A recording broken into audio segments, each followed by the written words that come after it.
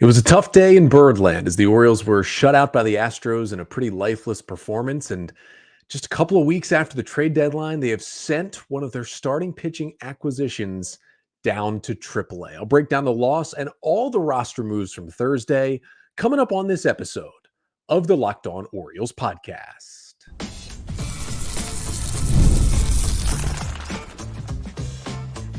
You are Locked On Orioles, your daily Baltimore Orioles podcast. Part of the Locked On Podcast Network, your team every day. Hey there, Orioles fans. Today is Friday, August 23rd, 2024, and welcome back into the Locked On Orioles podcast, part of the Locked On Podcast Network, your team every day. As always, I'm your host, Connor Newcomb. And coming up on today's episode, we are going to recap the Orioles' 6-0 loss to the Houston Astros on Thursday night.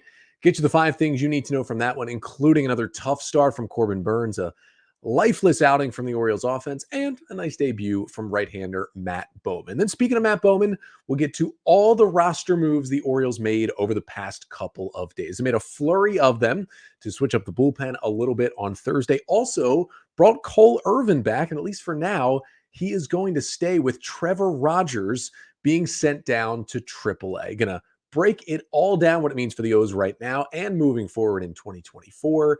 Coming up on this episode of the Locked On Orioles podcast, which is brought to you by Supply House. SupplyHouse.com is the reliable way to get parts fast. Shop for your next plumbing, HVAC, or electrical job and get fast shipping from coast to coast at SupplyHouse.com. So did want to apologize. No episode on Thursday. Sometimes you do a daily podcast. Life gets in the way, unable to record. It happens. It's happened before. It'll probably happen again a little bit, but we are back here with a Friday pod to finish out the week. I will talk at least a little bit about the Orioles' walk-off loss to the Mets on Wednesday, the Jesse Winker walk-off homer off Anthony Dominguez in the bottom of the ninth, game that felt a lot like the Monday loss to the Mets as well. But if you listen to Tuesday's episode, you got the gist of the Monday loss.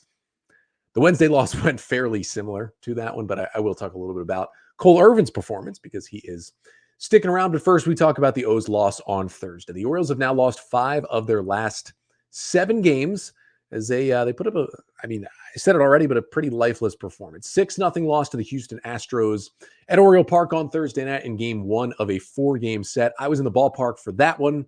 Wasn't a great performance from the O's out on the field. And the Orioles now 74-55. First time in a long time they have been less than 20 games over 500. Again, they've lost 5 of 7. And also the first time in a while that the Yankees and the Orioles have been separated by more than 1 game. They've basically been at 1 game away or closer for what feels like a month at this point. And with the Yankees beating the Guardians 6-0 on Thursday afternoon and taking 2 of 3 from Cleveland in that series after they blew them out on Wednesday night as well, the Yankees have opened up a 1.5 lead on the Orioles. Yet not like it's any kind of gigantic lead. It is still the smallest division lead in all of baseball. But for the first time in a while, the O's, even when in second place, aren't in a spot where tomorrow they could immediately be back in first. Like it's going to take a little bit of a climb once again. But people have come back from 1.5 game deficits in 5 weeks. Luckily, even though the Yankees just won a series, they're not playing their best baseball either. And before I do jump into the 5 things you need to know from the Orioles loss, I think that's kind of where I'm at with this Orioles team. Like it's been a little bit of a rough stretch, losing 5 out of 7. They could have easily won either of the games they lost in New York. 2 walk-off losses in the ninth. That could have been a sweep of the Mets. And even with a loss Thursday, you're feeling a lot different about the O's right now. They're sitting in first place. But John Mioli, I think, had a good story about this in the Baltimore Banner earlier this week. It's hard to know how to feel about this O's team because they're certainly not playing their best baseball. They've basically been a 500 team for almost 2 months at this point. Like they're pretty much evenly 500. You look back at the last 30, 40, 50, I think close to 60 games at this point. They're basically a 500 team. And, it's kind of like winning and losing every other night. But they built up, such a great start when they were 20 plus games over 500. And that's why they can still be this close to first place when they've been playing not bad baseball, because 500 baseball is not bad baseball. And they've had some really good performances, but more so average baseball the past few weeks to a couple of months. The good thing is, and I mentioned this on Wednesday's episode, the last time I was with you, is that this is kind of happening to everybody. Like there is currently no team on pace to win 100 games. It would be the first time since 2014 that no team in Major League Baseball won 100 games. You're looking at the Yankees, the Oilers are battling it out with. They've got plenty of issues, kind of similar to what the Orioles' issues are right now. You look at the Dodgers, they've gone through their peaks and valleys. They have a lot of injuries over there. The Phillies look like the dominant team. Then they fell apart right around the trade deadline. They're starting to pull it back together a little bit, but they haven't looked great. The Guardians have been falling apart a bit recently. Their starting pitching is really catching up with them. I mean, Houston, we know how bad they were to start the season. They've been much better lately, but still haven't been any kind of dominant team. The Brewers have their issues over there in first place. I mean, there's no real great elite team. And my feeling on the Orioles right now is they are super injured. Now, a lot of teams are injured, but especially the Orioles pitching staff. We know they have an entire 5-man rotation on the injured list right now. This is kind of my current feeling about the O's. And unless things either get really, really good or really, really bad in the final 5 weeks or so of the season, if they just kind of stay like this, they continue to play around 500 ball, and they even if they do that, they're most likely going to get themselves at least into the playoffs. Might be hard to win the division, but get themselves into the playoffs. I'm kind of at the point where it's like, just get healthy for the postseason, because you just get hot at the right time, you can win this thing. The Rangers were a disaster for the final 6 weeks of last year, blew a pretty nice division lead and had to go through the wild card, and then won the World Series. The Diamondbacks were terrible down the stretch last year. They won, 84 games? They went to the World Series. So it's just about who's getting hot at the right time. And if the O's can get healthy by the end of September going into the playoffs, that could be their shot. Now, I'm not saying don't go for the division, because they should certainly go for the division. You get those extra 4 days off. That can be huge for a team that is this injured and is waiting for guys to get back near the end of the regular season. But until they show me something different, that's kind of how I'm looking at this O's team. And let's get into it. The 5 things you need to know from the Orioles' 6-0 loss to the Astros on Thursday. First thing you need to know is Corbin Burnes was just not good again. Now, don't get me wrong, easily was better than whatever that disastrous start was against the Red Sox on Friday night, but he still was not good. Final line for Burnes in this one: 5 2/3 innings, 5 earned runs, 6 runs total, 8 hits, 2 Ks, 2 walks, 94 pitches, 10 hard hit balls by the Houston Astros. Burnes in 4 starts in August has an 8.71 ERA after 8 earned runs in his last start, the worst of his career. It has not been good. Now, the stuff generally was better tonight overall. Like he cruised through a couple of innings, which is nice to see. We did not see that in the last start.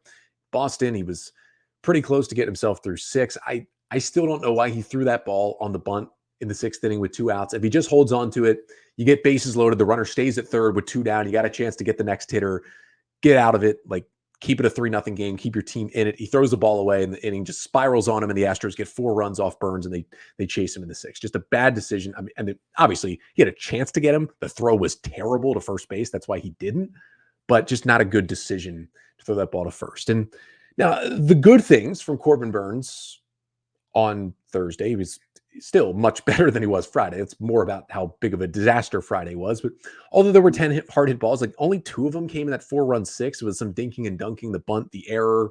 There were some bloop hits. He only walked 2 batters. And it wasn't the running game that threw him off. Remember, the Red Sox just ran all over him. And we know the running game has been an issue for Corbin Burnes. He didn't allow a stolen base in this game, which was nice to see. The only running game issue was where he threw over the maximum amount of times to try and get Altuve and didn't pick him off. And so it got called a balk in the 4th inning, and Altuve got to go from first to second. That was the only running game issue that came up. So that was good to see. It wasn't like that got to him like it seemed like it did on Friday night. But the bad is he's just not missing bats. 6 whiffs and 2 strikeouts, both season lows for any start for Burnes this year. I mean, the Astros in general this season and for a while do a good job of not striking out. So that is already the MO of this Houston offense. But still, he got some whiffs early, got some strikeouts, and then he just couldn't get one. Even when he would get to 2 strikes, he just could not get the strikeout. And this has been Corbin Burnes' plan in 2024. He said it. The results have shown it. He has hunted the strikeouts less to try and pitch more innings and be more of a workhorse. And generally, really up until August, it worked out really well. You could pencil him in for 6 to 7 innings, 1 or 2 runs every time out there. And he was on his way to 200 innings of, a 2.6 ERA, and it was going to be an amazing season. He at one point was a Cy Young frontrunner. At worst, he was top 3 in the AL Cy Young probably for most of the year. And then it's just kind of gone downhill in this nightmare August. And the less missing bats can work when you're making more quality pitches, but he's just been making less quality pitches over the last few starts. And when you're not having those big strikeouts that can bail you out, like has happened in the past for Burnes, and you're pitching more to contact, it's becoming an issue. And I'm not sure if he's going to want to go back to the old Corbin Burnes where, you might only get 5 innings out of him because he throws 100 pitches, but he strikes out 11 and gives up only 1 run. Like, I don't know if he wants to go back to that version. He still certainly has the velocity and the raw stuff to be that if he wants to, but I don't know if we want to make that change in a division race with 5 weeks left in the season. I mean, he had those struggles in the first half last year with the Brewers, and he tweaked some things. He added the sweeper, and that made him really successful in the second half. Hasn't brought back that sweeper yet in 2024 with Baltimore. Maybe that's a change he can make. I don't know what it is. I mean, it's a little worse cutter command than he has usually had. That's number one, because that is his pitch, the cutter. He's still got the best cutter, at least among starters in Major League Baseball. But the command's been a little off. I talked about in his start against the Red Sox, like the one good thing was how good his changeup was. And I said, watch out for him to throw it a lot next start. Well, maybe it wasn't the start to do it because the Astros have so many righties, but he only threw 3 changeups. Something's going to have to change. Here's the thing. Burnes has been through bad months before. He's been through bad stretches before. He's won a Cy Young Award. He is a top 10 starting pitcher, no question about it, in Major League Baseball. If anybody's going to figure it out, it's going to be Corbin Burnes, and hopefully it happens at the right time down the stretch here in September. Second thing you need to know from this one, the offense, not much better. I'm not going to get even too far into this. Just a lifeless performance from the Orioles offense. I mean, Spencer Arrighetti's been pretty solid lately for Houston. He gives them 6 scoreless. They don't score against the bullpen. They did draw 4 walks, which is nice, but they only had 3 hits. They scattered some hard hit balls, had a little bit of bad luck in this game. But I mean, besides Gunnar Henderson, who has continued to hit and did have a double in this game, like, would it be an insane thing to say right now if I said at this current moment, Austin Slater looks like the second best hitter in the Orioles lineup behind Gunnar Henderson? It's kind of how it looks at times right now. He's taken some really good at-bats since the Orioles brought him over. It's been a struggle, and they have the talent, certainly, to break out of it again. They've done it in the past, and they're not in like a full big slump. They've had some big offensive games recently, but they're kind of waxing and waning game to game right now, which is a little more odd to watch, but it's better than like a 6-game stretch where he scored 2 runs a game. Really nothing coming from the Oriole offense. Third thing you need to know from this loss, Matt Bowman made his Orioles debut and looked pretty good in his O's debut out of the bullpen for the right-hander who was called up on Thursday. We'll talk about his roster move a little bit later, but hey, 4 up, 4 down with a strikeout. He threw some nasty sweepers that he was throwing a lot harder in an Oriole uniform than he has with other teams. He put Jose Altuve in hell with a couple of those sweepers, which were fun to watch in the 7th inning. And hey, it's one appearance, but maybe the O's found another diamond in the rough for their bullpen. That would certainly be nice. Fourth thing you need to know is Gregory Soto threw a scoreless inning. Was it in low leverage? Yes, it was. Has Gregory Soto thrown multiple scoreless innings as an Oriole in low leverage? Yes, he absolutely has. It was a 6-0 game in the top of the 8th inning, so you don't want to take too much from it. And yes, he did walk a batter, and yes, he did hit a batter, but he also struck out 2, and the stuff looked better, and he was throwing some strikes at least early. So again, as another 0 in low leverage, here's the thing with Soto. He's got to do it, and not necessarily high leverage, but even medium leverage, even a somewhat important inning has to be a 0 out of the bullpen for Soto before the O's can trust him. And they're going to give him spots to do it because you can't just have him sit at the back end of that bullpen and do nothing. His stuff is too good. I'm hoping one of these low leverage zeros turns into a high leverage one. It hasn't happened yet, but it might work for us. It might work the next time. And the 5th and final thing you need to know from the Orioles' 6-0 loss to the Astros on Thursday is that Nick Vespi came back and threw a scoreless inning as well. Now, I'll talk about it later. It's more than likely Vespi gets optioned right back to AAA either today or tomorrow. But you know what? It's nice that he came up, got in the game, threw a scoreless top of the 9th inning. Stuff looked good.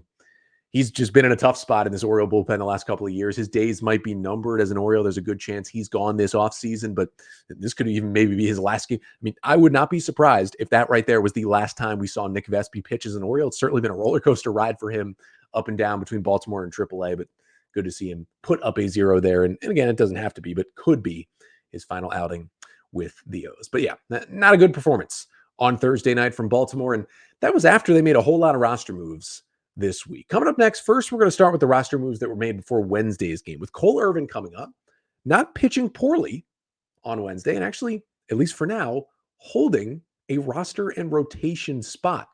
Chat about that coming up next. But first, this episode of the Locked On Orioles podcast is brought to you by Liquid IV. When you're taking in America's pastime, don't forget to hydrate with Liquid IV's Popsicle Firecracker flavor, a surefire summer hit. Get hydrated with electrolytes, essential vitamins, and clinically tested nutrients from the #1 powdered hydration brand in America. Because baseball and summer, well, they go together like Liquid IV and indulgent hydration. Now, I'm a pretty hydrated person. I basically only drink water throughout the day, but even then, when it's hot out there, when I'm running around, when I'm playing volleyball, playing softball, you still feel like you need a little extra hydration. That is where Liquid IV comes in. Even for a super hydrated person, it can still help take you to that next level. You tear, you pour, and you live more. One stick plus 16 ounces of water hydrates better than water alone. So it's no more thirsty summers when you indulge in hydration with Liquid IV. Get 20% off your first order of Liquid IV when you go to liquidiv.com and use code MLB at checkout. That's 20% off your first order when you shop Better Hydration today using promo code MLB at liquidiv.com. And today's episode of the Locked On Orioles podcast is also brought to you by Supply House. Get supplies from the site that's made for the skilled trades, supplyhouse.com. Supplyhouse.com is the reliable way to order plumbing, HVAC, and electrical products online. Their easy-to-use website is packed with helpful resources and the latest product info to help you get the job done right. Shop a complete inventory of over 200,000 parts from over 400 top brands and get your order delivered right to your door with fast shipping from coast to coast. Need help with an order? Get expert support and industry-leading service from the friendliest folks in the business and talk to a real person every time. Pros in the skilled trades can get a competitive edge by joining SupplyHouse.com's free TradeMaster program. Every TradeMaster gets access to a dedicated phone line, free shipping, and discounts on every order. Join the thousands of trade pros already benefiting from their free membership at supplyhouse.com/TM and order plumbing, HVAC, and electrical supplies from anywhere with just a few clicks at supplyhouse.com. So since we last talked, the Orioles have lost 2 games and have also made a boatload, and I mean a boatload of roster moves. I want to start with the moves that were made Wednesday before the Orioles' 4-3 walk-off loss to the Mets in Queens. And it started with Cole Irvin being called up to make Wednesday's spot start. Now, the Orioles needed a starter for Wednesday. Zach Eflin was put on the 15-day injured list with a shoulder issue. Now, the good news is, got reports from Eflin on Thursday that the shoulder's feeling good. I think he said it feels 100 times better than it did a couple of days ago. He doesn't expect to have to go on a rehab stint. He expected to just be the minimum 15 days on the IL, and then he is back right around the beginning of September. So that is very, very good news on the guy that has been the Orioles' best starting pitcher since they acquired him from the Rays at the deadline. But without Eflin and kind of nobody being on the right amount of rest, the Orioles needed to call somebody up for a spot start. And I broke it down on Wednesday's episode and basically was like, look, the Orioles ended up with 2 options. Option 1 was Cole Irvin. Option 2 was a bullpen game. And the spot the bullpen's in right now, I think you're going to go with an actual starter. Even though he did struggle for a while and get DFA'd, they called Cole Irvin back up to make Wednesday's spot start. Now, he was not on the 40-man roster, so they had to clear a roster spot. They actually DFA'd right-handed pitcher Nick Avila off the 40-man to make room for Irvin. Avila was claimed by the Orioles from the Giants off waivers in June. At the time, he was on the minor league injured list with a shoulder impingement. Wasn't really sure how much he would pitch this year. Did pitch about 12 innings for the Giants in the big leagues this year before the injury. But he came back from the injury, pitched for a while at Aberdeen, then went up to Norfolk, and it was not good.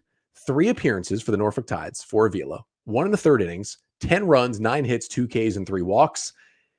Looks like he just might still not be fully healthy from that shoulder thing. Now, for that point, he probably won't end up getting claimed. So the Orioles may be able to hold on to him in the minor league system without him being on the 40-man. And there's clearly something they liked in Nick Avila to claim him while he had a shoulder injury and give him a 40-man spot. So I'm sure the O's hope that he will clear waivers. And then to make room for Irvin on the roster, they optioned Dylan Tate to AAA. Now, Tate had just come up the day before as Keegan Aiken had gone on the paternity list. Tate did not get into a game. and unfortunately for him, went right back down to AAA. Now, Tate had been pitching really well in Norfolk, and he earned that call-up, but it was going to be a short-lived stint anyway because Aiken was only going to be gone, 2, 3, 4 days before he returned. For Tate, it just went down a little bit sooner. But for Irvin, he came up, and I didn't know what to expect. Like, he had his really good stretches this year as an Orioles starter. He had some really, really tough stretches, and it wasn't, now he was working on things, but it wasn't going great in the 2 starts in AAA, and I just wasn't really sure. And he went out there and he kept the Orioles in the ball game. Like, it wasn't the greatest start in the world. It was 4 1/3, 2 runs, 5 hits, 2 Ks, 2 walks, and a homer, but he only allowed 4 hard hit balls. If the Orioles were able to turn a double play in the 5th when Irvin left the game, it would have been 4 1/3 with only 1 run. There was a chance for it to go that way. He was not bad. And he came out there, he was throwing that curveball. That curveball has by far been his best pitch, and he threw it more than anything else, 29 curveballs out of 83 pitches. He threw the sinker. The velo was down, like it was averaging 90. He was throwing sinkers at 88. The cutter velo was way down. It looks like he messed with that pitch a little bit. Like, all the velocities for the fastballs were down, and he only got 3 whiffs. Like, he didn't miss any bats, but he was getting fairly soft contact. And I think if he had been in the rotation for longer, Brandon Hyde probably doesn't pull him there, but knowing the spot he was in, knowing it was a spot start, the O's were trying to stay in the game, and it was the right move to pull him, right? Colin Selby came in and got himself a double play, or almost a double play, but got out of the inning. Gave the O's a chance to come back. They ultimately lost in the bottom of the 9th, but it was good enough to at least keep the O's in the game. Now, he pitched better than I thought he would. The surprising part was Irvin, at least for now, kept his job. And that is what surprised me the most. We'll talk about, coming up next in the next segment, the roster moves that came in on Thursday. But the big ones were that Irvin, at least for now, is in the Orioles rotation. And this could completely change as we move forward in the next couple of days, as it even gets to his next spot in the rotation. But right now, it's Burnes, Kramer, Suarez, Pervich, and Irvin, because Rogers went down, and we'll talk about that coming up next. But we'll see.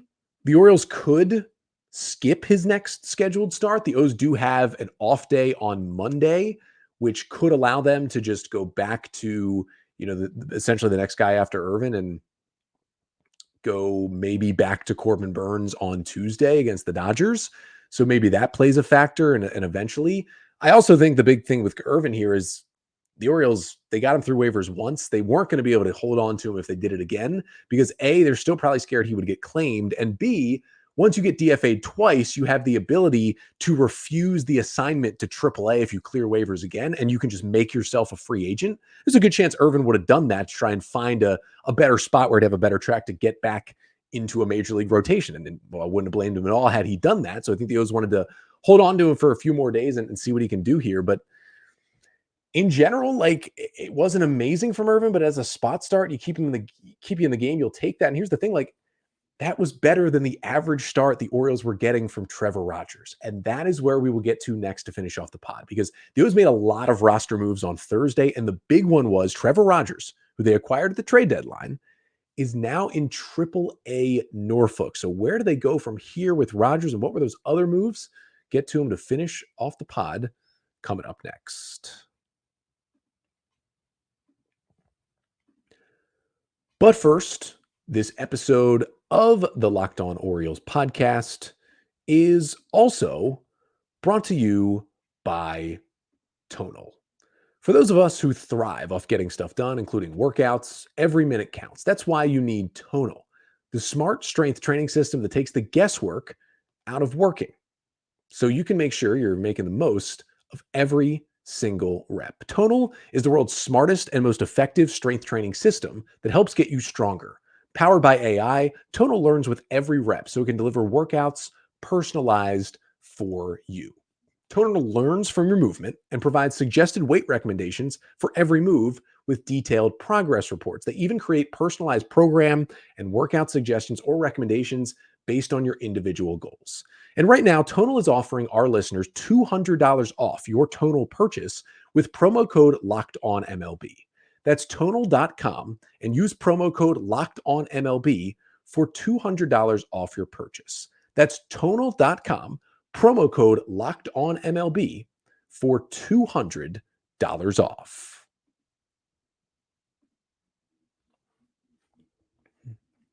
So to finish off today's episode, let's just roll through the impact of all these roster moves that the Orioles made on Thursday. And let's start with the big one. Nick Vespi was recalled, as I mentioned, through a scoreless inning in the ninth on Thursday, and left-handed pitcher Trevor Rogers was optioned down to AAA. Now, I talked about it already. Vespi probably just here for maybe one more day. He's just the replacement until Keegan Aiken gets back from his paternity list and rejoins the Orioles rotation, hopefully, or bullpen, I should say, and hopefully can help out this bullpen. For Nick Vespi, I believe he can be optioned one more time this year before he hits his limit for 2024. I don't know if he, though, as I mentioned, will even be up again with this Orioles bullpen. But for Trevor Rogers, it's been a struggle since the Orioles acquired him from the Marlins at the trade deadline. And I talked about it at the time, like, has he been good? Not really. Could he help the O's this year? Yes. Is he more of a long-term project because he has 2 more years of control? Yes. It hasn't been great. It's he's really had one good start, I would say, out of his 19 innings.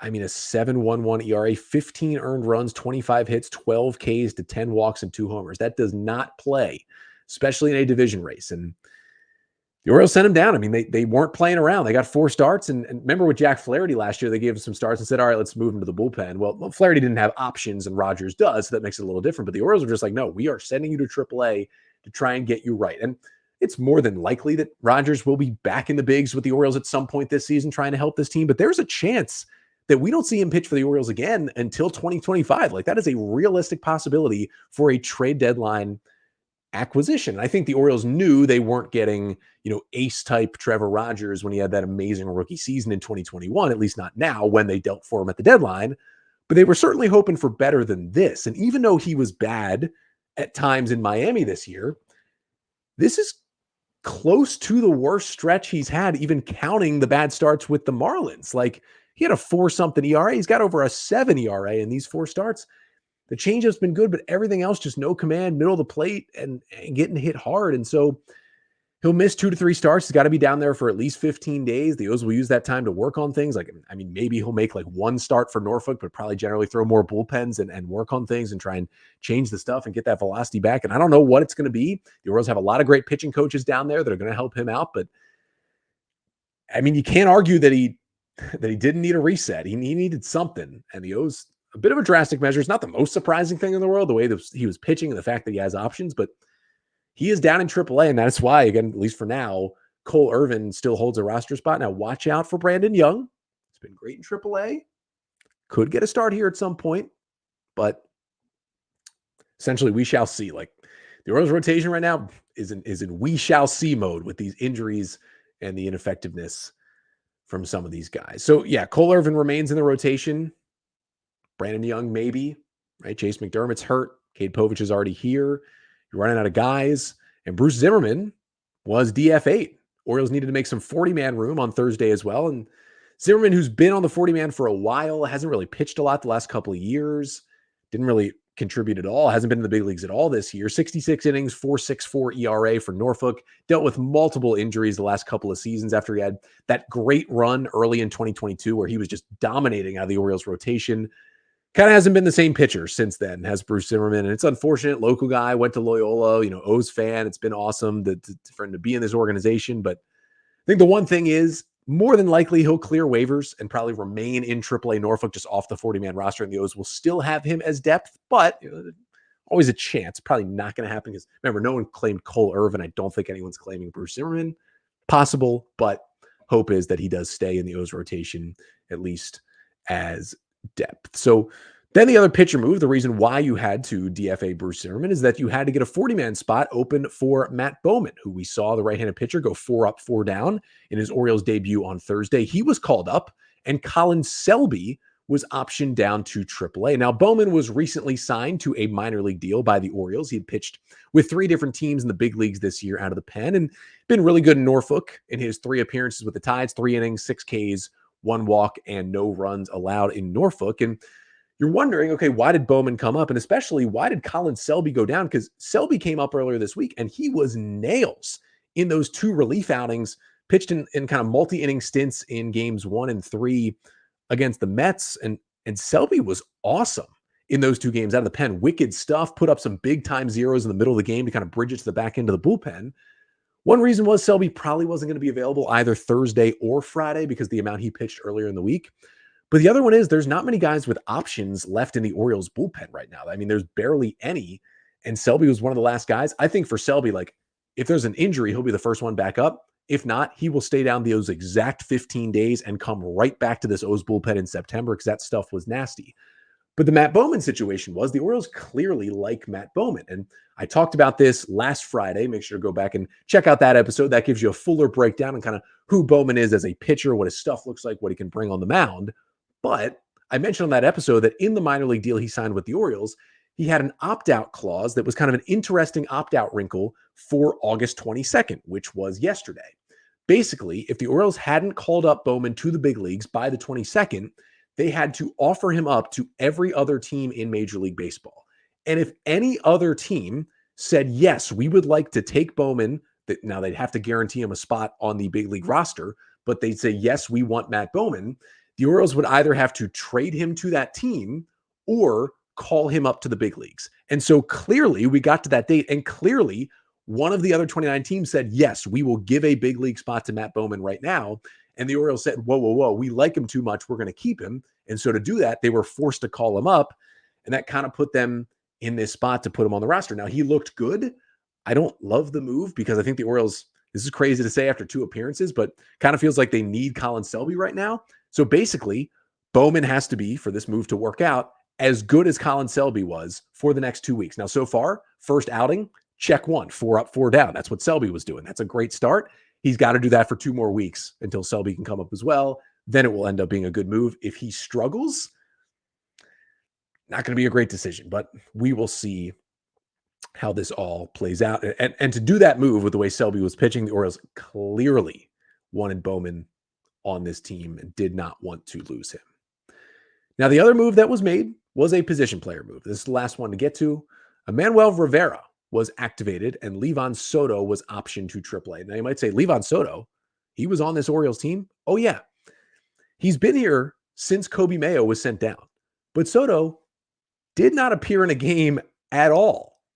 We knew he was here, and I basically said it. Look, there's a chance he doesn't play in any games. He's just here to be like an emergency utility infielder who can play all over the diamond if you absolutely need to. Now, Emmanuel Rivera, who is a right-handed hitter, who's 28 years old, was with the Diamondbacks this year, was with the Marlins this year. Hadn't been great. 61 WRC plus and 229 plate appearances. That's not very good. Had been DFA'd by the Marlins, and on Wednesday, he was claimed off waivers by the Orioles. Terrin Vavra was DFA'd off the 40-man roster to make room for Rivera, and now Rivera is added to the roster because he had to be. He was out of options, couldn't be sent to AAA, so when they claimed him, you knew he had to join the Orioles at some point. Now, he's been in the big league since 2021 with 3 different teams, was with the Royals and then the Diamondbacks last year, actually was on that team as not a big contributor, but was on that playoff roster as they went to the World Series last year, and then was with the Marlins this season. And he's never been a great hitter, has about an 81 career WRC plus and about 1,000 big league plate appearances. Been better against lefties in his career, but still not a great hitter by any stretch.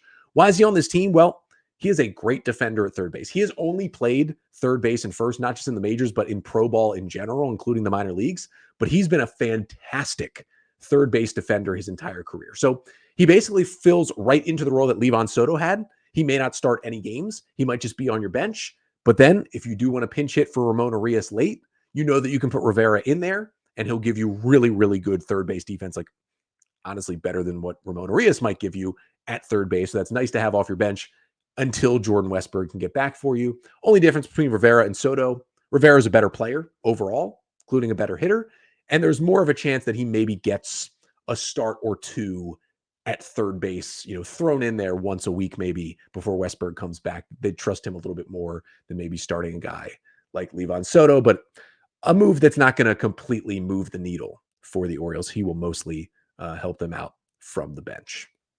But that'll do it. That's a whole lot of roster moves to get to. And an Orioles loss as well. I like breaking down roster moves and why they were made on this podcast. If you made it all the way to the end, You are a real one. You are an everydayer. You are a legit Locked On Orioles fan, and I thank you for that. Whether you are the everydayer who's here to the end, or you just decided on a whim to listen to the end today, and you're like, why does he keep talking about these roster moves that won't matter that much in the long run? Well, they might.